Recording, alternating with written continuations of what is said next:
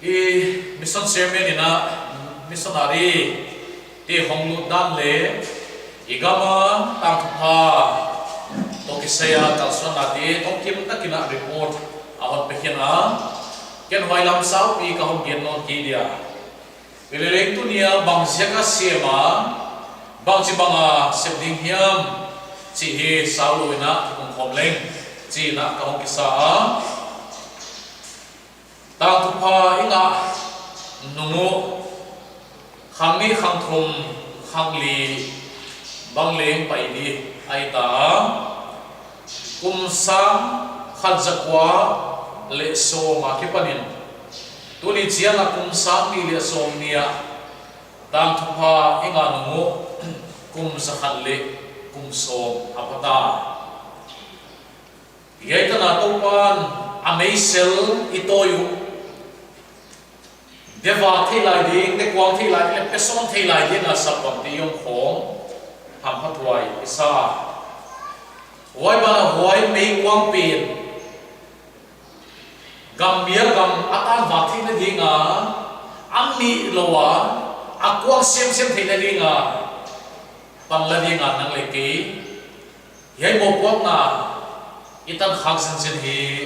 abi takin emissions committee ke wai mana alian zo to permission to ke bang sem dinga mi pil tam pin nam hau sa tam piom lai he bang ham na pia ka yo hi ham na hi chi bang hi loina i thina sa i thi bang bang kaliswan oi mo sain to dingin ikingena ikal sona sa ba ma gimma ma le ki sa mai the dileng iswate te chiangin to akipa na lukim na o hi si sawo ina kathuma pi lai po na bang ding sai ole tu zingkalina thupiang gol tan chinoi mathai gel bung som ni le kiat tak som le kiat akipanina atotan kahon sindia wai hit chiangina nasipte lai bu bung khan na tam gyang na yaiti on sim masaleng kachia hi mathai bung som ni le kiat na tak som le kiat akipanin isim tadi Pujiin Yesu tu akiangwa ahonga amau tu ahopia lelevana thoni na ting kakianga pia kahita wai zekin kwanun la nam chia pan nung zuite bolun la pale tapale khasian khominin baptism la thukon piateng ten pom dingin thu hilun wan ngayun ke khan tonin khovel to phain leng nakianga ka omsel ding achi hi na septelai bu bungkhan na tagyan na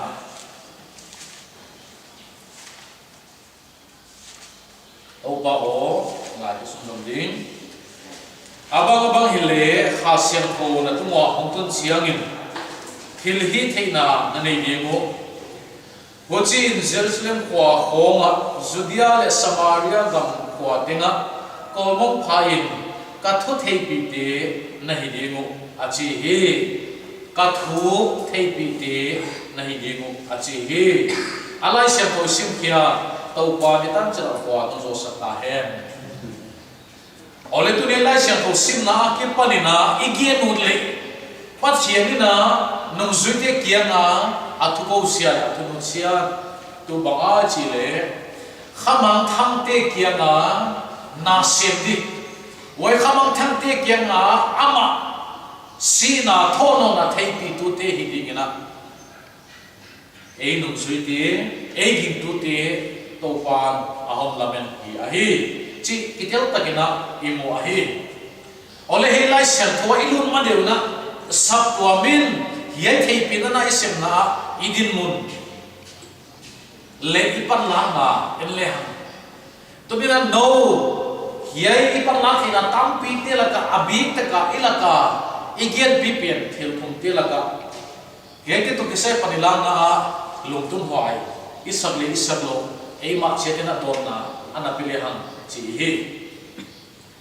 isap ponin panila theina chi igen tampin le mi tengin panila thenga thum na hiya achi le ye thum na to ke saya khamam thang na sem na to ke saya ai ki le missionary na sem na mission na sem na le missionary te ringa thum na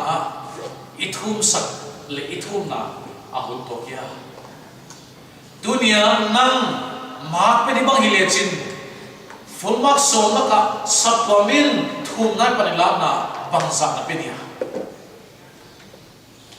why to sapwam pan la na hiya why bana aneu zo nang mission na sem na thum na napan na hi mak ki pe dia chin bangsa mak na ki pe dia pas mak na bang itale nga aching zodiam mission na sem na ithum na ani na pat hin na volsung na ahon pia thil pia to ke saya ipan na delina secretary na hon report isapwa milit sang ni va na ba ke to simin wai te laga active taka zathum zali bil mission na sem na thil pe ka kihel ile lok tu wa isaya achil 8 missions committee kem mai le enthakina hiai zathum zali kim chau active taka panla hi le nakpi taka i motivate khapoi mo ma ma lo yam ahon chi saka wai ban ei sabdoma om hinga la gintu ki chia pat hiadina accept ninga ahon pe to pi pen atel khalu hi le sabdom mi tele ikivel na ni iki athak na ni om hi lo yam chi he iki choma iki ngam na hi ai athum na kwan hia missionary ni mission na sem na ke kwan hia chi enlon le ham ye hi sab wa milip sak ni laka mili missionary ni ga kwan hia yo na hi unaw te kai to le ham ye ngai to zong di omina ka ki hi ye to ke seya panila dinan bangom dia panila theilai ni bangom dia chi ngai to ina to pa kya na thumin to pa kya ngen le han chi eking dia ai ole tu ni na ye te teng te alom pia ena ma pe di hun sa ya hun sa ro ya chi en le han hun isaki gita pa ka sa dia hi palla ke chi ki ya himal i pan lam na pin hun to khia chi ki dong le han hun to a chi hi wa ma di na ka gi ta hi hi wai zekin ingai ki ngai to na di le i pan lam na di om hi na ingai wa hi nidanga first century Christian te kumzabi masa jing tu te wai ke pat a ho pai do te en le han bang se ka khovel pum pia kilchia ta pa gen the ya no mai do chi ho ngai to chiang tu ni nan dole pa te le ikian na di ikivel na di na ka di ma chu pa ma chi le ging tu ma saten ye to pa thu pia gol le thei pin na pin isem lo thei lo le lai sia to ki ge nei zekina ana zuiwa wai azui ki na ma ma mai na veina le na khamang tham te de thum na in kon so nei di ai ke le in khamang tham na sem na kwan khi di ta te bang chou na ana bol pa hi wai mana in kon so ma le mi so na de da thum di go chia nu le pa te veina ni zekuna ta te wa chi hoi ta tuina tano ta pa te bang he missionary ding akipia wan hia tampi aw hi tunin ngai ko so le han missionary min thang tak ta ke chi ti kho anu te una thum na missionary te thum na ni ja kho ai ke le asap to mun wai so na kwani poi mo hi vyo chia samna ap ta sa be poi mo dan again chin thei lo se kun to bangena sab to mi te la ka hi missionary veina all mona tapi te na apa hi to ni to pa sab to ke yai mission na sem na ingai sak lo hun yai mission na sem na yo mo lo hun to sab to amwat ya kisa in pon sung le amwat ya kisa ha sang na ngai le lam tampi ong nai na wat se ya kisa hi chi phokomin kibel ma pa le han utwai kisa ai olilai sia to sinna jesu christ na age thupia thupi pen hita thupia gol ahia thup ya thupi pen le yai thup ya gol akizoi ton ahia wai chu midam te ina midam te olmona awam kha hi ahi ilai siam thawa sapton te ding a sem di poi mo pen pena ki gen tam thu pa pon sam la ahi dom chika kam khat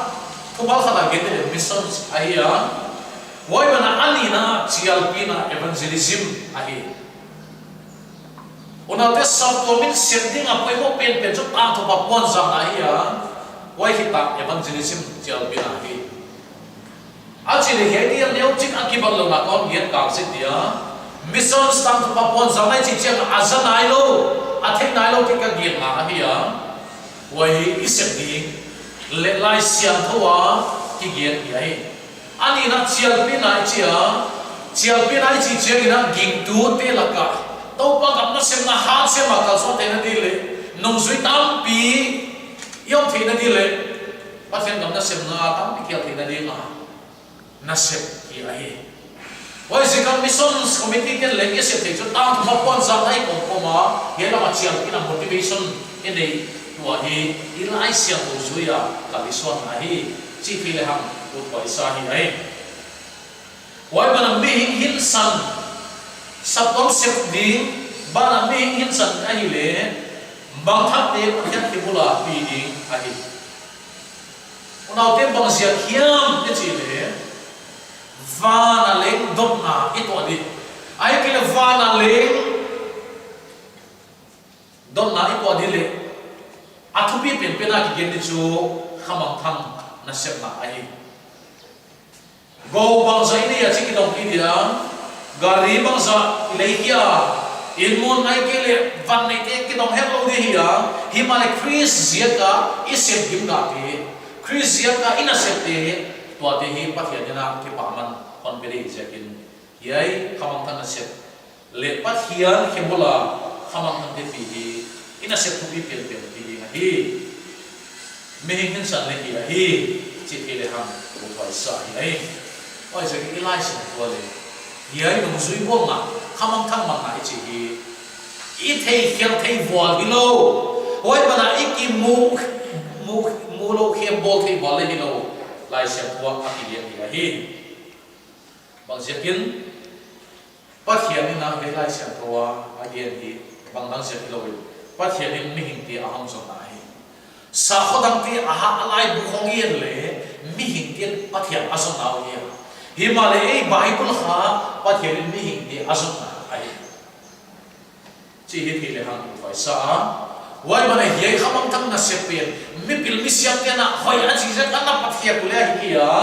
pathianin ana pathia wai bana pathian thil tu ana hi se in dunia e ki tu te ise lo te lo itu ga mo kong na ma hi chi athak na hok thak le ham u thwa sa he ito pa Jesus Christ pathian ni na ito pa Jesus Christ sa mi mang thang te aun zonga ito pa Jesus Christ na asep ti te teng teng azo ka wai azo ke mungina mo wang na nan le ke ko ta ahon na hi ito pa Jesus Christ na mo wang na ahon na hi ona te he lai sia thosim na tan chen ma thai gen bu som ni le gian na thope ka sak jo le le fa na thoni na teng teng ka kia ga pia ka ta ona te thuni na teng teng toi pa na nang khamang thang na sim ni ka mon so ama sama khobe na thuni na lian zo toi ong kia wai zekin ama thuni lian pen pen thuni na teng teng toi pa a hon so le chu na te sial the nial the kwa ma yo te ki thei mo bol thei ding le kwa ma yo te ke wai zekin thuni ki bel thak le hang tu pa sa hi tong chicken gen le hang ito pa Jesus Christ nang le ki khon si khamang thang na sem na to pa Jesus Christ nang le ki ahon si na hi okay to bi to pa nang le ki ahon si lain to pa ni na ma kalisonnya topa kipa nadi topa longkim natana kalison kaya cihi tunin nang leken donding ina kisalena utwai sai yai tunin ina ting solpan theipi ding ina lamen laya theipi chi changa isitan ha tua nasin ina sorry wai zegin wa mai paulam inai ki ya paulam bol thei di Jesus Christ taten inai ki dia hi uchi lai na na pe ito pa Jesus Christ nahi thei na pela thil sem ni le ka soni na hon sam kia ahon yat kia wai na pia ka naum sang atam zo to pan le ahon yen bok kia wai je ki pathianin nahi thei na za sa nani bak bak ada sonding na tu pan ahon le nahi buchi hi lai na nang le ken paulam kilom tak tak ibola kiso hoi to lo ka ni ai kele kele kisang inang midang pil nasiam nani atam zo kene ken sir kene midang ten sir mai leo ken ka sir le thupi pangma kwai zo lo si khong hon nei lo ka ni ka thei na atom lo chi khoi na paulam tampi bola